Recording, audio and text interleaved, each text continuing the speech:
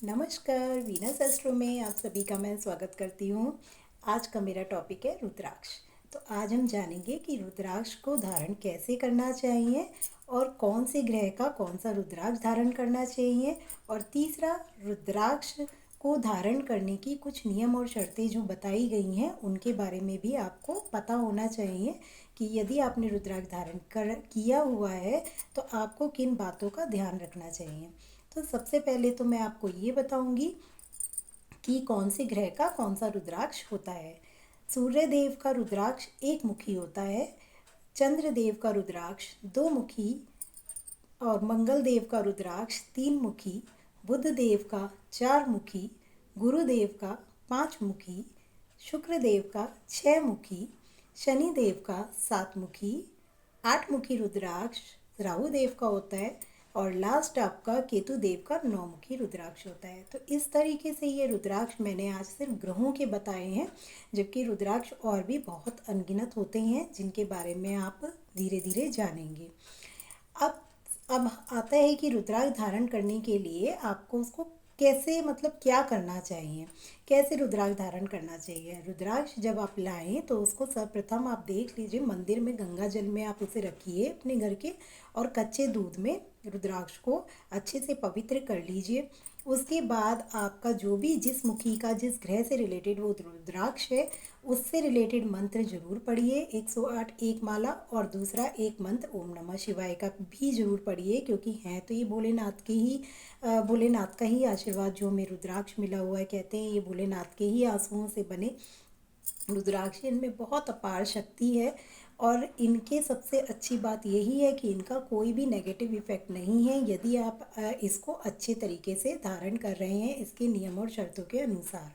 तो इसके कुछ थोड़े से ही नियम है, बहुत ज़्यादा नियम नहीं है, परंतु इन नियमों को ध्यान में रखना चाहिए, ज़रूर चाहिए।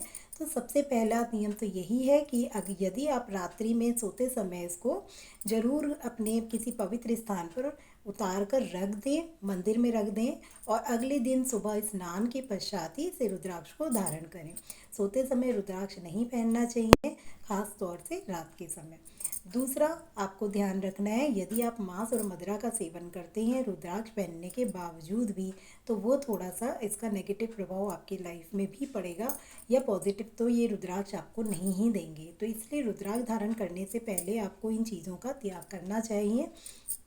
ऐसी कोई भी चीज़ वस्तु धारण का मतलब खास तौर से मांस और मदिरा का तो स्पेशली बोला गया है कि रुद्राक्ष अगर आप धारण कर रहे हैं तो इन चीज़ों से आपको दूर रहना ही चाहिए। तीसरा, रुद्राक्ष धारण करें तो किसी लाल कलावे में कीजिए, लाल धागे में कीजिए, या फिर चांदी की चैन में रुद्राक्ष को धारण करना चाहिए। मैं चांदी में की चैन में ही सलाह देती हूँ, क्योंकि चांदी की चैन आपको बार बार बदलनी नहीं पड़ती, और धागा आपको बार बार बदलना भी पड़ेगा, वो टूट भी सकता है। तो इसलिए चांदी की चैन ही सबसे अच्छा ऑप्शन होता है रुद्राक्ष को धारण करने के लिए। चांदी मन को शांत भी रखती है। यदि आपको गुस्सा बहुत आता है, कि बच्चों को भी बहुत गुस्सा आता है, मेरे को लगता है बच्चों को तो ज़रूर ही चांदी की चैन धारण करानी चाहिए। तो अगर गुस्सा, क्योंकि आजकल बच्चों को ही सबसे ज़्यादा माइंड उनका स्टेबिलिटी ज़रूरी होती है, और चांदी की चैन यानी चांदी पहनना आपको मन को शांति भी देता है। और उसमें दो मुखी रुद्राक्ष यदि आप पहनाते हैं तो उससे आपका चंद्रमा भी मजबूत होएगा, और चांदी का संबंध हमारे चंद्रदेव से भी है, मन से भी है, और चंद्रमा का संबंध मन से है, तो मन मजबूत होगा तो आपको आप डिसीजंस मेकिंग पावर बच्चे की भी, और खुद जो भी इसको धारण करता है उसकी भी डिसीजन मेकिंग पावर बढ़ेगी। क्योंकि जब तक मन आपका अच्छा नहीं होगा, इंसान अपने काम में मन नहीं लगा पाता है, गुस्सा बहुत आता है तो भी आपको चिड़चिड़ापन महसूस होगा। तो इसलिए गुस्से का भी रामबाण इलाज है ये रुद्राक्ष। तो दो मुखी रुद्राक्ष, अगर यदि आपको गुस्सा बहुत आता है तो गुस्से को शांत करने के लिए दो मुखी रुद्राक्ष को धारण कीजिए, और चांदी की चैन में इसको धारण कीजिए। सोमवार के दिन ज़्यादातर रुद्राक्ष को धारण किया जाता है, क्योंकि सोमवार का दिन जो है हमारे भोलेनाथ का है। तो आगे भी हम और जानकारी रुद्राक्ष के बारे में आपको देते रहेंगे, और भी चीज़ों की, आपको एस्ट्रोलॉजी की भी जानकारी मिलेगी, न्यूमरोलॉजी की भी मिलेगी मेरे चैनल के माध्यम से। और धीरे धीरे वास्तु के बारे में और भी बहुत कुछ आप धीरे धीरे जान पाएंगे। वैसे तो आजकल सभी लोग अपने अपने तरीके से बातें करते हैं, तो मेरा भी यही उद्देश्य है कि मैं लोगों को वो बातें बता सकूं जो मैं भी सीख ही रही हूँ। ऐसा नहीं है, क्योंकि हमने भी कहीं ना कुछ सीखा होता है, तभी हम दूसरे तक वो बातें पहुँचाते हैं। उसमें अपने व्यूज़ थोड़े हमारे कम होते हैं, हम जो दूसरों से सुनते हैं वही हम अपने माध्यम से पहुँचाते हैं। तो मुझे लगता है अगर हम सही चीज़ें पहुँचाएँ तो कहीं ना कहीं दो कानों में भी यदि वो बात पड़ती है और उसको लोग फॉलो करते हैं, तो मेरे लिए तो वो दो कान ही 10 कानों के बराबर है। नमस्कार।